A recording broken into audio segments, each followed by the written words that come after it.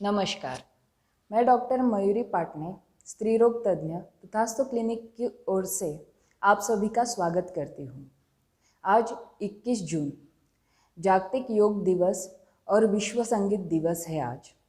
तो हम जानते हैं योग और संगीत दोनों की अहमियत क्या है प्रेगनेंसी में योग ये ऐसी एक्सरसाइज के तौर पे काम कर सकती है जो काफ़ी हद तक परिणामकारक रहती है, जिसका और इजी टू डू है, बहुत ज़्यादा स्ट्रेन नहीं आता है जिसमें। ये एक आध्यात्मिक मार्ग है जो हमारे शरीर को लवचिक तो बनाता ही है, साथ ही साथ हमारे मस्तिष्क को रिलैक्स रखने में बहुत काम में आता है। अभी हम जानते हैं कि प्रेगनेंसी के दौरान अगर हम योगा ट्राई करने वाले हैं तो उसके लिए क्या क्या ख्याल रखना ज़रूरी है। सबसे पहली बात तो ये है, अगर आपको आपके गायनेकोलॉजिस्ट से सलाह लेनी है। दूसरा जो पॉइंट है, अगर आप पहले कभी योगा किए नहीं हो और अभी प्रेगनेंसी के दौरान वो करने वाले हो, तो आप मेक श्योर कीजिए कि आप जहाँ पे भी योगा सीखने जाने वाले हो वो वहाँ पे प्रेग्नेंट फीमेल यानी जो गर्भ वाली स्त्री है उसके लिए योगा सिखाते हैं। तीसरी बात, अगर आप पहले से योगा करते हैं और आप कंटिन्यू करने वाले हैं तो आप मेक श्योर कीजिए कि आपकी जो योगा इंस्ट्रक्टर है, जो ट्यूटर है, उसे आप ये ज़रूर बताएं कि आप गर्भार है, आप प्रेग्नेंट है, ताकि वो आपकी योग के अलग अलग जो आसन है उसमें थोड़ा चेंजेस लाने के लिए आपको मदद करें। क्योंकि योगा अभी जैसे पावर योगा रहता है, तो प्रेगनेंसी के दौरान पावर योगा करना इतना अच्छा नहीं हो सकता। तो आपको पावर योगा की जगह जस्ट नॉर्मल योगा, जिसमें आप कुछ स्ट्रेचिंग जैसे एक्सरसाइजेस करते हैं, वो ज़्यादा अहमियत रखता है। आपके गायनेकोलॉजिस्ट ने पहले आपको बोला है कि कुछ कुछ ऐसी चीज़ें हैं जिसकी वजह से उन्होंने आपको मना किया है। तो ये ऐसी कौन सी चीज़ें हो सकती है? एक रह सकता है कि पहले महीने में आपको रक्तस्राव हुआ रह सकता है, या फिर जब सेकंड ट्राइमेस्टर रहता है उसके बाद में भी आपका जो प्लासेंटा रहता है वो अगर निचले हिस्से में है तब भी ब्लीडिंग के चांसेस हो सकते हैं, तब भी आपकी गायनेकोलॉजिस्ट ये आपको करने को मना कर सकती है।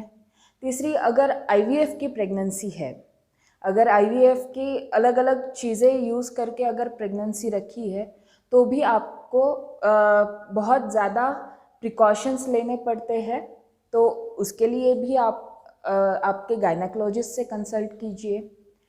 चौथा और बहुत इम्पॉर्टेंट चीज़ रहती है हाई रिस्क प्रेगनेंसी, यानी किसी किसी को अगर प्रेगनेंसी में शुगर है, किसी को थायराइड है, हाइपरटेंशन है, कुछ भी अगर पहले से डिजीज़ है, तो प्लीज़ आप आपके गायनेकोलॉजिस्ट की सलाह ज़रूर लें। महत्वपूर्ण मुद्दा ये है कि आप आपके शरीर को समझिए। अगर आपका शरीर बहुत ज़्यादा एफर्ट्स लेना नहीं चाहता है तो जितना हो सकता है उतना ही कीजिए, बहुत ज़्यादा उस पर स्ट्रेस मत कीजिए। ये जो मुद्दे हैं ये बहुत ज़रूरी है कोई भी स्त्री के लिए, अगर वो योगा प्रेगनेंसी में करना चाहती है। अभी हमने कैसे करना है वो समझ लिया, अभी समझते हैं फ़ायदे क्या क्या हो सकता है। पहली बात तो आपके शरीर को ये लवचिक बनाता है, फ्लेक्सिबल बनाता है। दूसरी बात, योगा के साथ अगर हम मेडिटेशन की भी प्रैक्टिस करें तो वो प्रॉपर टेक्निक है जिससे हम ब्रीदिंग, यानी जो हम सांस लेना और छोड़ने की एक टिपिकल जो रिदम है वो सीखते हैं, जो कि काम कर सकती है जब आपकी डिलीवरी का टाइम रहता है। तब अगर हम ये रिलैक्सेशन टेक्निक अच्छे से समझ ले तो हमारी डिलीवरी के समय हमें ये बहुत महत्वपूर्ण और बहुत ही अच्छे से करने में मदद कर सकता है। डिलीवरी के बाद हम योगा और मेडिटेशन चालू ही रखें तो ऑब्वियसली गायनेकोलॉजिस्ट की सलाह से ही करना है। अगर उसके बाद अगर हम चालू रखें तो ये आपका वेट रिडक्शन यानी वज़न कम करना और आपका जो लोअर बैक पेन, जो कमर का दर्द रहता है, जो बहुत सारी स्त्रियों में कॉमन है, ये सबसे कॉमन सिम्टम रहता है थ्रू आउट प्रेगनेंसी के दरमियान और प्रेगनेंसी के डिलीवरी के बाद भी, उसमें भी ये काफ़ी हद तक मदद कर सकता है और आपकी रिकवरी जो है वो बहुत अच्छी तरीके से जल्दी हो सकती है। इससे हम कुछ कॉमन जो प्रॉब्लम्स रहते हैं प्रेगनेंसी के, यानी सुबह उठते ही हिचकिचाहट होना, कॉन्स्टिपेशन या फिर बद्धकोष्ठता, पैरों में सूजन आना या फिर थोड़ा बहुत पेन होना, ये सारे जो है वो योगा से कम हो सकता है। तो ये तो हो गई पूरी योगा प्रेगनेंसी के दौरान कैसे काम करता है उसकी बात। अभी हम जानते हैं म्यूज़िक थेरेपी। ये बहुत इंटरेस्टिंग है। म्यूज़िक थेरेपी जो है, जब भी बच्चा बड़ा होने लगता है, लाइक बच्चा गर्भ में पलता है, तभी उसका ब्रेन डेवलपमेंट शुरू रहता है। मस्तिष्क के न्यूरॉन्स मल्टीप्लिकेशन बहुत ज़्यादा फास्ट होता है। तो इसका आगे चल के वो बेबी में जब वो बड़ा होता है तो कुछ इफ़ेक्ट होता है क्या, जो वो जब वो गर्भ में था उसकी जो भी एक्टिविटी थी या माँ की एक्टिविटीज़ थी, उसका आगे चल के ये बच्चे में कोई इफ़ेक्ट होता है क्या, इस बारे में फ़िलहाल बहुत सारे साइंटिस्ट अलग अलग खोज कर रहे हैं। जिसमें से एक इम्पॉर्टेंट है वो है म्यूज़िकल थेरेपी। जैसे वो 7 हफ्ते का रहता है तो कान के अंदर एक ट्यूब जैसी चीज़ रहते हैं जिसको हम ऑडिटरी कैनाल, टिम्पैनिक कैनाल बोलते हैं, वो डेवलप होना शुरू होता है। जब वो 10 हफ्ते का रहता है तो ये जो कान का ये जो पिन्ना दिख रहा है वो एक्सटर्नल ये बनना शुरू होता है।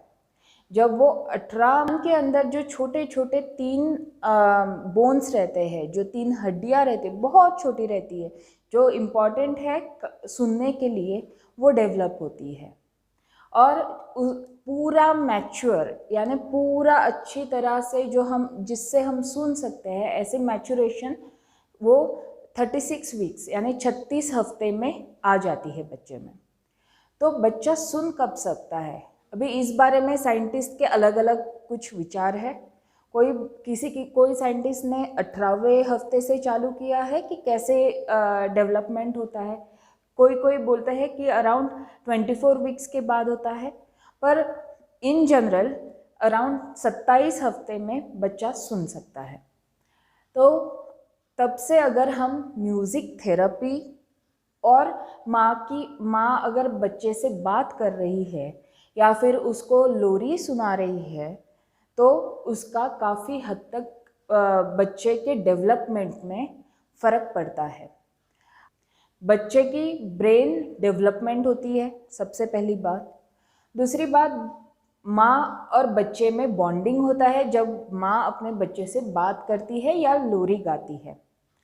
तीसरी बात, जब वो लोरी का वो हमिंग रहता है, जब भी वो जो माँ गाती रहती है तो उस दरमियान बच्चे को वो भाषा तो समझते नहीं है, भाषा डेवलप नहीं हुई रहती है, पर वो जो एक रिदम जो सेट होता है बात करने का या लोरी गाने का, उससे बेबी को काफ़ी कंफर्टेबल महसूस होता है, काफ़ी सुरक्षित महसूस होता है।